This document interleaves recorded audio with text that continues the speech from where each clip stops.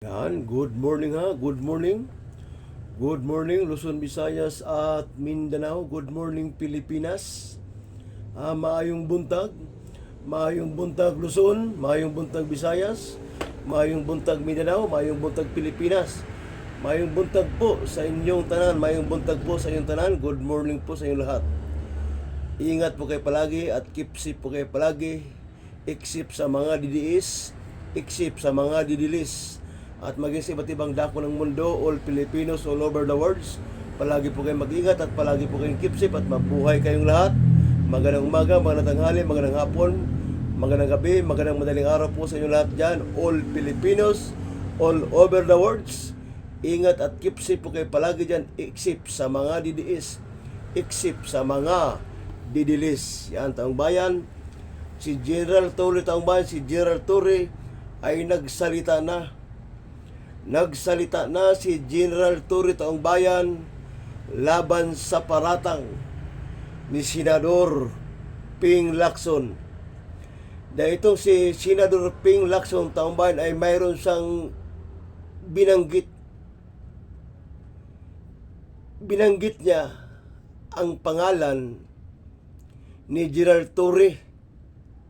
Pakinggan niyo, taong bayan, ang sinasabi ni Senador Lacson.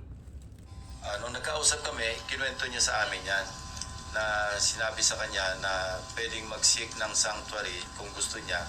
Pero pag labas niya doon sa pinanggalingan niya, nakita niya si General Torre. Umatras siya, sabi niya, doon na lang ako kay Senator Lacson. Although he was not under my direct custody at that time. So nakita niya mismo at hindi siya pumayag na magpag-custody kay General Torre. Hindi ko alam.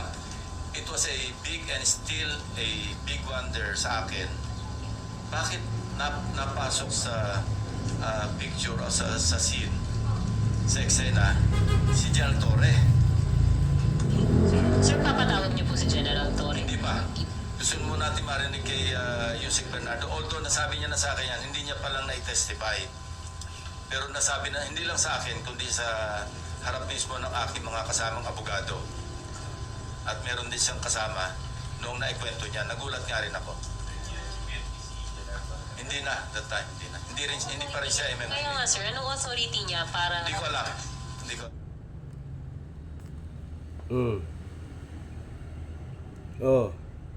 Narinig ito ang bayan?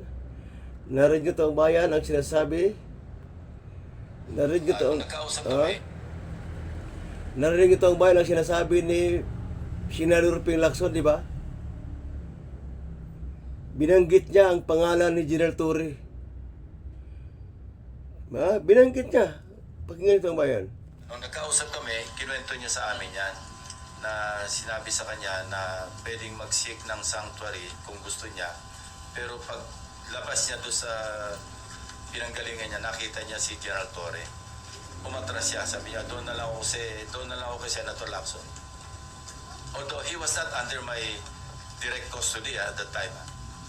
So nakita niya mismo at hindi siya pumayag na magpag-custody kay General Torre. Hindi ko alam. It was a big and still a big wonder sa akin. Bakit napasok sa picture o sa scene, sa eksena, si General Torre? Sir, papatawag niyo po si General Torre. Hindi pa.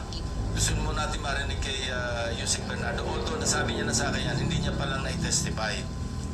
Pero nasabi na hindi lang sa akin, kundi sa harap mismo ng aking mga kasamang abogado. At meron din siyang kasama noong naikwento niya. Nagulat nga rin ako. Hindi na, that time, hindi pa rin siya MMDA. Kaya nga sir, anong authority niya para... Hindi ko alam. Diyan taong bayan. Diyan taong bayan nag-ugat ang lahat. Dahil sa binigkas ni Senador Ping Lacson, si General Torre, alam niyo naman taong bayan, itong si Bernardo ay na-involve dyan sa katiwalian sa flood control. Kaya taong bayan, pinagpipistahan ito, idinawit ng mga DDS si General Torre dyan sa flood control. Dahil Ang mismong source kasi niyan, itong si Senador Ping Lacson ang source niyan. Oh. Kaya, sana naman, Senador Ping Lacson, ang pakiusap ko naman sa'yo,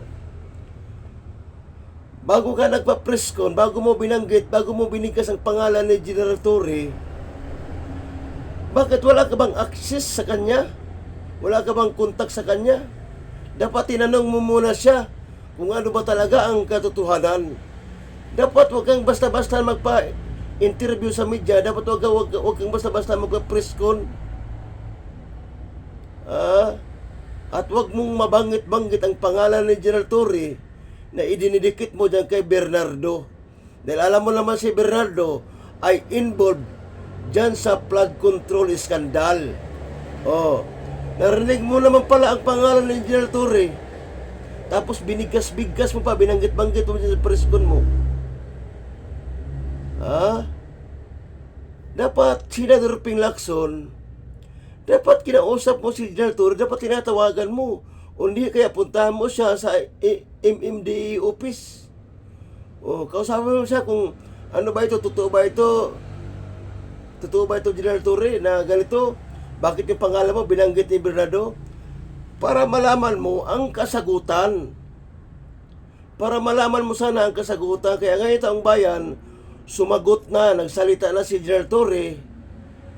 Nagsalita na dyan taong bayan si General Torre. Nagsalita na. Sa binigkas. Tamay pakinggan niyo taong bayan ang sagot ni General Torre laban kay Senador Ping Lacson. Sumagot na dyan si MMDA Chairman General Torre. Sumagot na sa paratang ni Senador Ping Lacson ito. Tinanggi ni MMDA General Manager Nicolas Torre na tinangka niyang ilagay sa kanyang kustodiya si former DPWH Undersecretary Roberto Bernardo. Ayon kay Torre, wala naman siya sa posisyon o kapangyarihan para gawin ito. Una nang sinabi ni Senator Ping Lacson na nais niyang tanungin si Torre tungkol dito dahil binanggit daw ito mismo ni Bernardo. I never attempted or even thought about taking into custody kasi wala naman akong papel sa buhay. Ayon kay Torre, isang kaibigang pari ang lumapit sa kanya noong Oktubre para humingi ng tulong sa isang testigo. Pero hindi daw niya alam noon na si Yusek Bernardo ang taong inilapit sa kanya. Tinanggihan niya raw ito at nirefer sa DOJ. Mag-follow sa aming mga social media accounts at Oh, yan na taong bayan. Sinagot na. O ano Senador Ping Lacson? Senador Ping Lacson, sumagot na si General Torre. Alam mo, Senador Ping Lacson, yan si General Torre, hindi basta-basta na ano yan dahil matinong tao yan. Hindi basta-basta ma-involve yan sa katarantaduhan dahil matinong tao yan. Narinig mo na. Narinig mo na, Senador Ping Lacson. Ang sagot ni Torre, ito, ulitin natin. tinanggi ni MMDA General Manager Nicolas Torre na tinangka niyang ilagay sa kanyang kustodiya si former DPWH Undersecretary Roberto Bernardo. Ayon kay Torre, wala naman siya sa posisyon o kapangyarihan para gawin ito.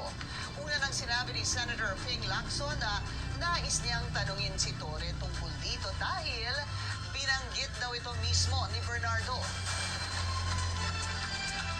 I never attempted or even thought about taking into custody kasi wala naman akong papel sa buhay. Ayon kay Torre, isang kaibigang pari ang lumapit sa kanya noong Oktubre para humingi ng tulong sa isang testigo. Pero hindi daw niya alam noon na si Yusek Bernardo ang taong inilapit sa kanya. Tinanggihan niya raw ito at nirefer sa DOJ. Mag-follow sa... Yan na. Senador Ping Lacson, sumagot na si General Torre. Sumagot na, Senador Ping Lacson, sumagot na si General Torre sa paratang mo. Sa paratang mo kay General Torre, Senador Lacson sumagot na si General Torre. Sana sana wala na yan, ha? Sana mabura na yan, sana mawala na yan. Yan.